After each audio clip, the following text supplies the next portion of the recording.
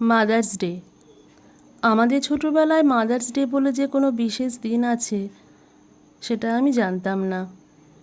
পরে যখন নিজে মা হলাম, নিজের মেয়ের কাছে যখন প্রথম মাতৃদিবসের শুভেচ্ছা পেলাম বা ফেসবুক থেকেও প্রথম জানলাম মাতৃদিবস বলেও একটি দিন আছে মায়েদের জন্য। আমাদের কাছে ছোটোবেলায় প্রতিটা দিনই ছিল মাতৃদিবস, কারণ আমাদের মেয়েবেলার মা মানে খুব শাসন, সময়ের আগে কাজ শেখানো, পড়া, গান, নাচ, অবাধ্যতা করলেই জুটত চরম মার। এখন আমার মা মানে মাকে আমার খাওয়া শেখানো, কথা বলা, বসা শেখানো, মাঝে মাঝে যেন মেনে যাই হার।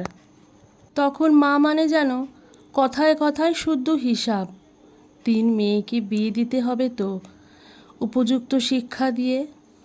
আর এখন মা মানে কে মেয়ে, মায়ের কটাই বা মেয়ে। দূর, মা তো সারাদিন থাকে শুয়ে। মেয়েবেলার মা মানে শুধু বাবা চাকরির উপরে ভরসা নয়, শুরু হলো মায়ের শাড়ির ফেরিওয়ালি। কিছুদিন পরে অবশ্য হয়েছিল স্কুলের দিদিমণি। তখন যে মা মানেই হঠাৎ করেই না বলেই আমাদের 3 বোনকে নিয়ে ঘুরতে বেরিয়ে যাওয়া।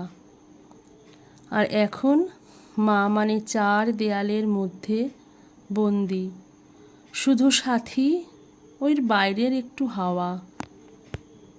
আরও একটা কথা তোমাদের বলি, বাবা ছিল মার সব, কোথাও যেত না বাবাকে ছেড়ে যতক্ষণ মার ছিল হুঁশ। আর দেখো, বাবা তো মাকে ছেড়ে চলে গেল অনেক অনেক দূরে, সে বিষয় মা একেবারেই বেহুশ। তখন মা মানে সকালে বাড়ি, দুপুরে স্কুল, বিকেলে কোনো আত্মীয় বাড়ি। এখন মা মানে সকাল, দুপুর, রাত, শরীরটা ঠিক আছে তো, গরমেলে হলেই দেখি তাড়াতাড়ি। তবু তো মা আছে, তবু তো ডাকি মা, ও মা। বাবা হারা মেয়ে আমরা, তুমি কিন্তু কোথাও আমাদের ছেড়ে চলে যেও না। Happy mother's day.